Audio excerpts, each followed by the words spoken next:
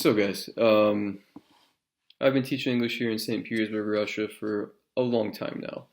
And I can say, without being overly confident or anything, my grammar skills, the way I present grammar and teach grammar, I do it in an extremely effective and simple manner where everybody should be able to pick up on it quite easily.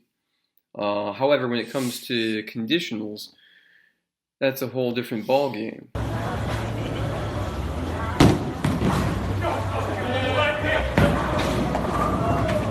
When when we use conditionals in Russian language, there's only two forms because there's less tenses. And there's one form which is for realistic situations and one form which is for unrealistic situations.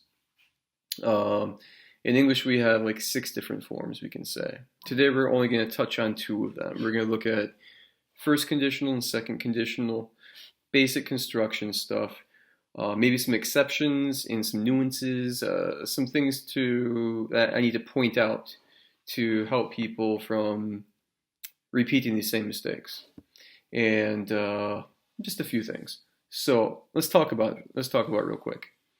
Try to keep this short and sweet. Okay, what is conditional? Okay, so a conditional is like a condition, an action, a situation, and a result of that, or a consequence of that. Important thing. Consequence in English, it's always a negative. In Russian, consequence, последствие, it could be positive or negative. In English, consequence is never a good thing. So, we have a situation and we have a result or a consequence of that situation. That's all a conditional is. A conditional will always use the word if or a synonym for if. We have many different ways to express if. I mean, you could say provided that, like при условии что, assuming that, supposing that, what else? When, as long as soon as. There's many synonyms for if. We'll just say that. Okay, so when we want to use what we call first conditional, what is that? What does that mean? First conditional is a realistic future possibility, okay? So like what? I live in St. Petersburg, Russia. In the month of April, in the month of May, it's like the rainy season. So we get rain almost every day, I'd say. Maybe 4 times a week. So I would say, like, if it rains this evening, I will stay home. Okay, so if it rains, I will stay home. Again. Now, in the condition, which is the if part of the clause, if it rains, that's the condition of the situation, right? The result of that, I will stay home, right? So we're using if plus present simple. If it rains. Result, I will stay home. Will plus infinitive. Will is a modal verb, right? Whenever we use a modal verb, we always have to use infinitive after that. You can never use a second form of a verb. You can never use you can never use a gerund after a modal verb. You always have to use infinitive. There's no I will stayed home, will staying home, will be staying, yes, because to be is infinitive, right? Okay, so the main thing here. In Russian language, if you were to say this, you would say, if it will rain this evening, I will stay home. That is incorrect. Why is that incorrect? Because we cannot use modal verb will after if. Never, never, never, never. The modal verb always goes in the result part of the clause. All right? So, I mean, I could express this in a different way too. I could just say, I will stay home if it rains tonight. I just change the place condition result. Boom. So, what? Basically, if it rains tonight, I will stay home. I will stay home if it rains tonight. After if, it's always a condition and you never use a modal verb. That's it. Done deal. So in English we have real conditionals, unreal conditionals. And one of the problems with this too is that students will say, well, Josh, how do I understand what's real or what's unreal? I'm like, what do you mean? Is it real to you or not? Because people want an answer like, what defines reality? What defines a hypothetical situation not? How do you define reality? Now that's a tough one. So I would say most of you define reality like you're Isaac Newton. Or maybe like your Democritus, who was the first person who hypothesized atoms. And so in the Newtonian world, it's like billiard ball world, right? Everything is made out of little billiard balls, and they bang together in a causal way, and you can predict the consequences of their banging together. For me, what's real, and for what you is real, are maybe very different things because of who we are and how we live our lives, where we're from. All those things factor into it.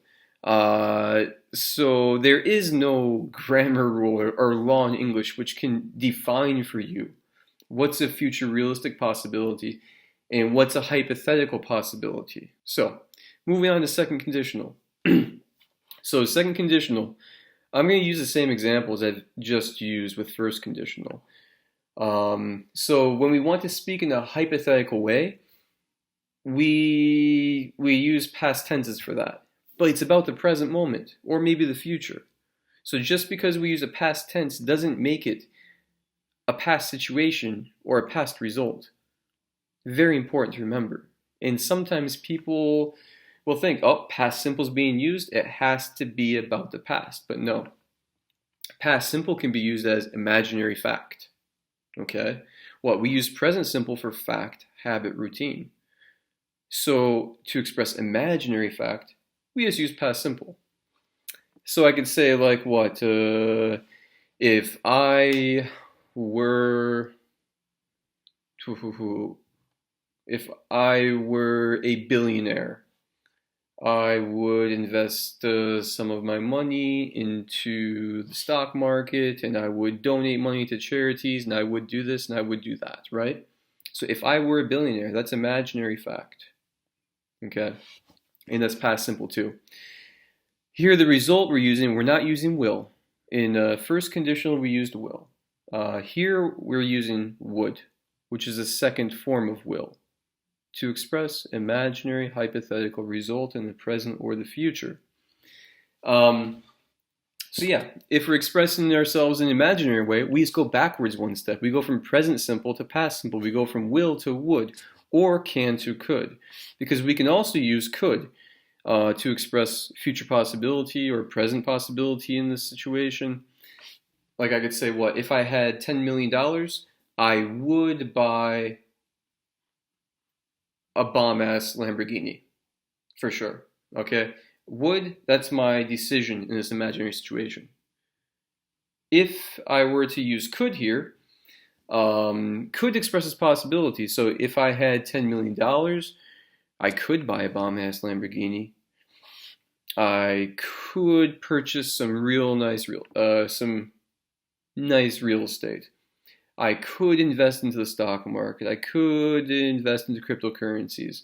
I could donate some of it. So could, we're expressing a possibility here. Would, we're expressing that decision only. Now, as you might have heard as I was giving this example, I said, if I were a billionaire, right? Now, why didn't I use was? Because what? I was, she was, he was, it was. But in conditional form, in second conditional specifically, it's not grammatically incorrect to use was, but it doesn't sound very good. It doesn't sound very native. It doesn't sound very fluent. So we always use were. So what? I was, I were. He were, she were, it were, they were, you were, and so on. Never use was in second conditional form. You'll sound much more educated, intelligent. You won't sound like a gopnik off the street, simply put. Okay. If I were a billionaire, I would invest money into real estate. In Russian, you would say, if I would be a billionaire. In English, we don't do that. You cannot use would after if. I said you can't use a modal verb after if, right? But you can use could after if.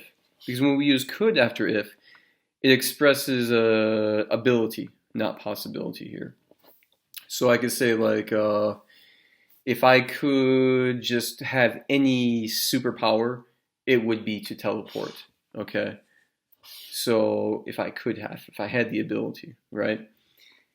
It would be a teleport. There I can use could after if. But I can't use would after if. Also, using if after could means don't use could as the result. So let's say if I could fly to the moon. Don't use could twice. If you use could to express ability, use would as the result. Okay? Using could two times, it's very repetitive, redundant, and a lot of times it just sounds very illogical. Synonyms for if, right? So I could say, well, I gave you the examples earlier, right? I said like what?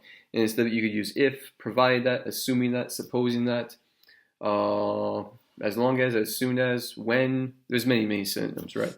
Come back to classes and stop using will and would after if.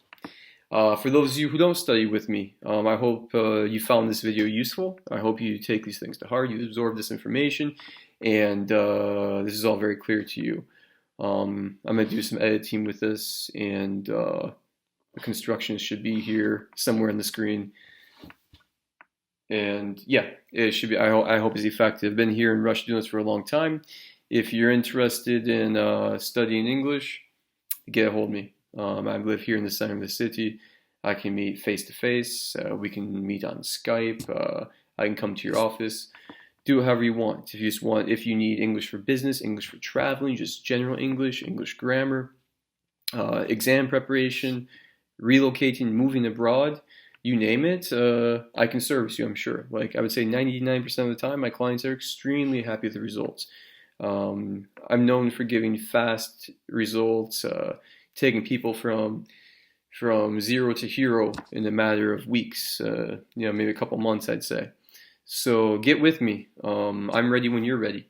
And, saying doing it tomorrow, why wait till tomorrow? Start today. Get at me, send me a message, and I'll be happy to work with you. Have a good evening.